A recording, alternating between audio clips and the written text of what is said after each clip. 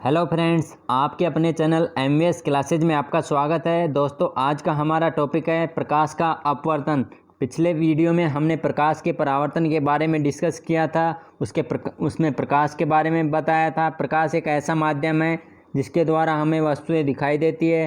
प्रकाश सीधी रेखा में गमन करता है और प्रकाश एक ऊर्जा होती है। प्रकाश की प्रकृति को समझाने के लिए कुछ वैज्ञानिकों ने अपना अलग अलग मत प्रस्तुत किया था। कौन कौन से? जैसे सन 1600 में न्यूटन ने प्रकाश को कण कहा और कणिका का सिद्धांत प्रतिपादन किया था। इसी प्रकार 1678 में हाइगेन नामक वैज्ञानिक ने प्रकाश को तरंग कहा और तरंग सिद्धांत का प्रतिपादन किया। ऐसे ही सन 1900 में प्लांक ने प्रकाश को ऊर्जा के पैकेट्स कहा और इन पैकेट्स को क्या कहा गया? क्वांटम तथा क्वांटम का सिद्धांत। ठीक है फ्रेंड्स, इसी प्रकार नेक्स्ट देखते हैं आप प्रकाश के अपवर्तन में। प्रकाश का अपवर्तन क्या है, इसकी परिभाषा देखिए। Reflection of light.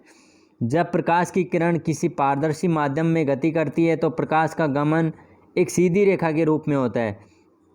पारदर्शी माध्यम में अगर प्रकाश गुजरेगा तो वह एकदम सीधी रेखा में गुजरेगा, लेकिन जब प्रकाश एक पारदर्शी माध्यम से दूसरे पारदर्शी माध्यम में गमन करता है तो दोनों माध्यमों को पृथक करने पर अंतरापृष्ठ पर किरण का पथ परिवर्तित हो जाता है और प्रकाश की किरण या क्या होती है? अभिलंब की तरफ झुक जाती है या अभिलंब से दूर हट जाती है।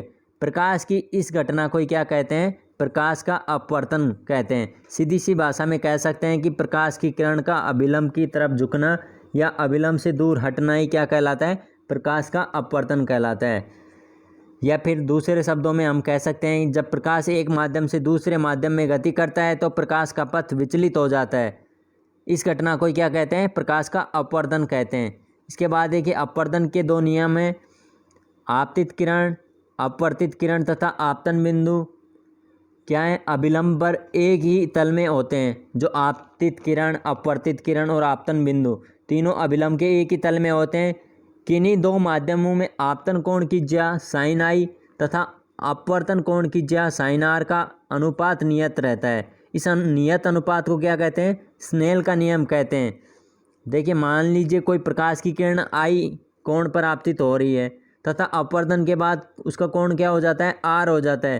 तो स्नेल के नियम के अनुसार एन बराबर क्या हो जाएगा? साइन आई बटे साइन आर, जहाँ एन है रिफ्रैक्टिव इंडेक्स और आई है एंगल ऑफ इंसिडेंट और आर का मतलब एंगल ऑफ रिफ्रैक्शन। यहाँ एन एक नियतकालिक है और इसे माध्यम को क्या कहते हैं? आपेक्षिक अपवर्तनांक कहते हैं।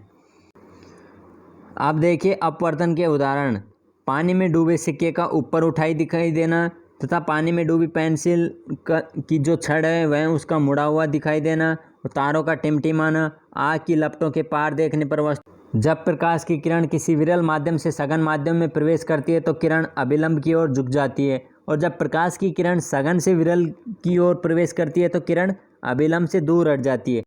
देखिए, जैसे कि डायग्राम में दर्शाया गया है कि यह कोई प्रकाश का स्रोत है, बैटरी है। इससे प्रकाश आपतित किरण अपवर्तित की जाती है तो क्या होता है?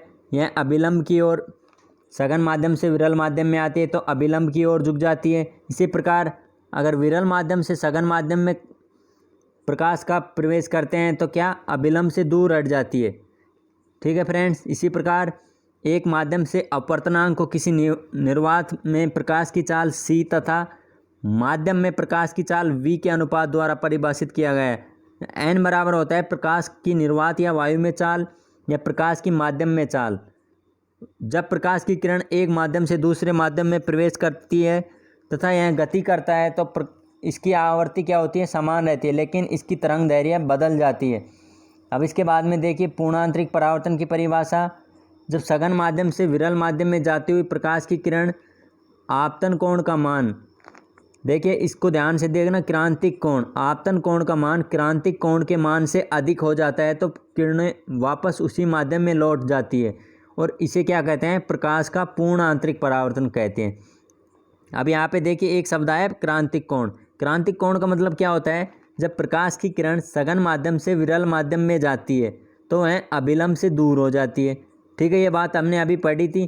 तथा आपतन कोण का मान बढ़ाने पर अपवर्तन कोण का मान भी बढ़ता है, यानी कि आपतन कोण का मान बढ़ाने पर प्रकाश की किरण अभिलंब से और दूर हो जाती है, अभिलंब से और दूर हो जाती है जब अपवर्तन कोण का मान 90 डिग्री होता है, और फिर इससे ज़्यादा होने पर प्रकाश की किरण उसी माध्यम में लौट आती है, और इसी परावर्तन को क्या कहते हैं?